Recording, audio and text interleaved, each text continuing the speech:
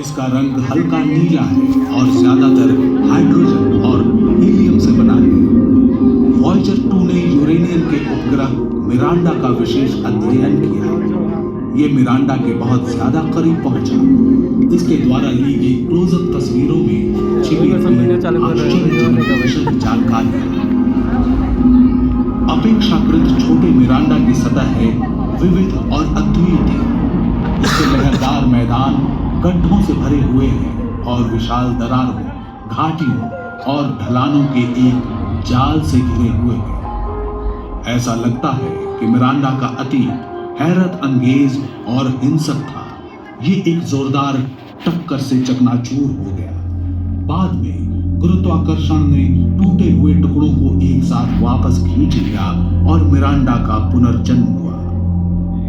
Voyager 2 ने Uranus परिवार के पास केवल कुछ दिन बिताए, फिर इसने गति पकड़ी और यूरेनस के गुरुत्वाकर्षण ने इसे इसकी अंतिम यात्रा की ओर उछाल दिया, नेपच्यून की ओर, एक और विशालकाय बर्फीला ग्रह।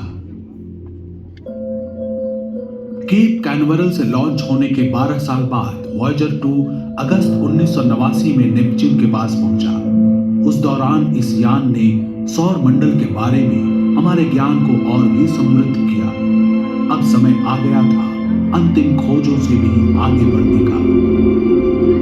नेपच्यून का परिवर्तनशील वातावरण और आश्चर्यजनक मौसम परिवर्तन पहली खोज थी जिसने वॉयेजर टीम का ध्यान आकर्षित किया। गहरे अंतरिक्ष की अत्यधिक ठंड में नेपच्यून के उग्र मौसम को बढ़ावा देने वाली ऊर्जा की उम्मीद शोधकर्ताओं को नहीं थी।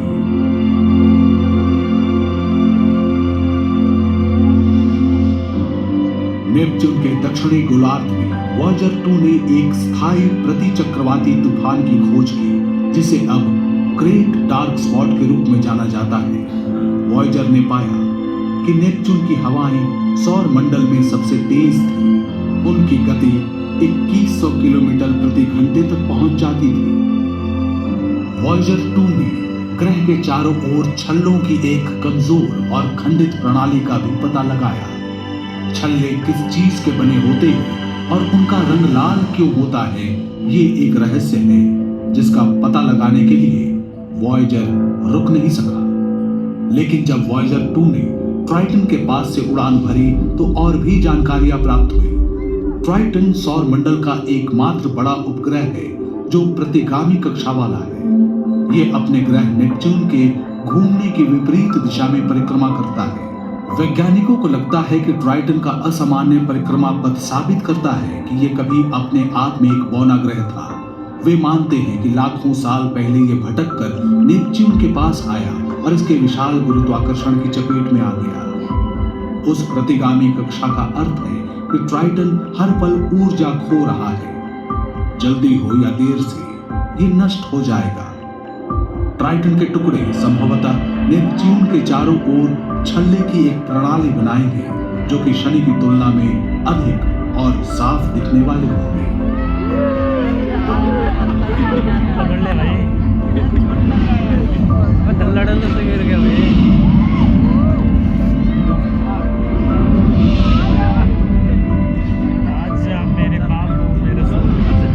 वॉयेजर ने यह भी पाया कि ट्राइटन सौर मंडल की सबसे ठंडी वस्तुओं में से एक है।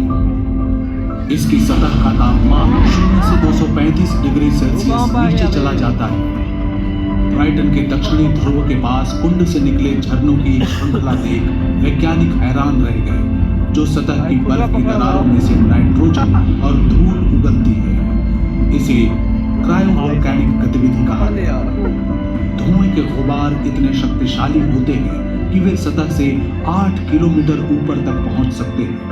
इस सौर मंडल से होते हुए वॉयेजर 2 की यात्रा के अंतिम पड़ाव थे नेपच्यून और उसके उपग्रह।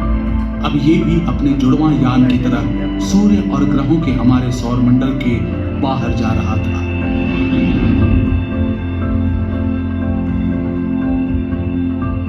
वॉयेजर 1 सौर मंडल की सीमा तक पहुंचने वाली और उससे आगे जाने वाली पहली मानव निर्मित वस्तु बन गई। अगस्त 2012 में घटी थी ये घटना। वॉयेजर 2 भी पीछे नहीं है।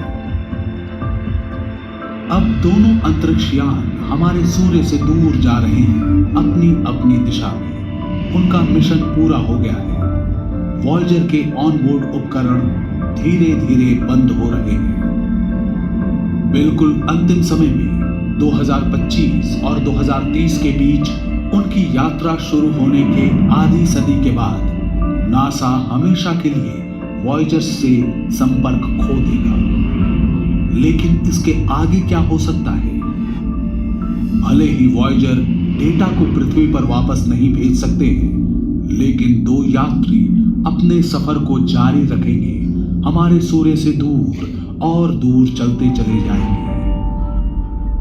लाखों अरबों साल बीत जाएंगे। मानव जाति का सफर बहुत दूर जा पहुंचेगा, यहां तक कि हमारा अपना सूर्य भी अंततः एक विशाल लाल पिंड बन जाएगा। फिर भी कहीं दूर हमारे सौरमंडल की सबसे दूर की सीमाओं से परे दो मानव निर्मित अंतरिक्ष यान अपने साथ एक छोटा सा संदेशा ले जा रहे होंगे कि हम कौन हैं और हम कौन थे।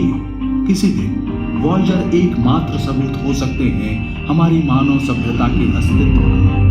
वॉयेजर 1 और वॉयेजर 2 दोनों में ही मौजूद है एक प्रकार का टाइम कैप्सूल, जिसमें एक सोने की परत वाली तांबे की डिस्क और स्टाइलस है, जिसकी मदद से डिस्क के खांचों में एनकोडेड ध्वनियों को सुना जा सकता है। कवर पर लिखे निर्देश बताते हैं कि रिकॉर्ड प्लेयर कैसे बनाया जाता है। जो ऐसा कर पाएगा वो 55 भाषाओं में हमारा अभिवादन सुनेगा और मोत्सार्ट, चक बेरी, बाख, लुई आर्मस्ट्रॉन्ग, एक जॉर्जियाई समूह गान, न्यू गिनी के अनुष्ठान गीत, प्रकृति की आवाज और पक्षियों का चहचहाना सुन पाएगा। डिस्क में अंतरिक्ष से ली गई पृथ्वी की तस्वीरें, संसार के परिदृश्य और उनमें रहने वाले लोगों की तस्वीरें भी मौजूद हैं। वैज्ञानिक गणना करते हैं कि वॉयेजर 2 को धरती से 1 प्रकाश वर्ष की दूरी तय करने में लगभग 18,000 वर्ष लगेंगे। फिर ये हमारे सबसे नजदीकी तारे प्रॉक्सिमा सेंटौरी के पास होगा। हाल ही में खोजे गए इस तारे का एक ऐसा ग्रह है जहां शायद जीवन की संभावना मौजूद है। हो सकता है उस समय तक मानव जाति को तारों तक जाने का एक तेज रास्ता मिल जाए, जिसके बारे में वॉयेजर्स के बनाने वालों को पता नहीं था। और संभवतः कभी न कभी वे वॉयेजर्स उन बुद्धिमान प्राणियों की खबर देकर अपनी यात्रा पूरी करेंगे, उन प्राणियों की खबर जो हमारी ही तरह चाहते हैं सितारों तक पहुंचना।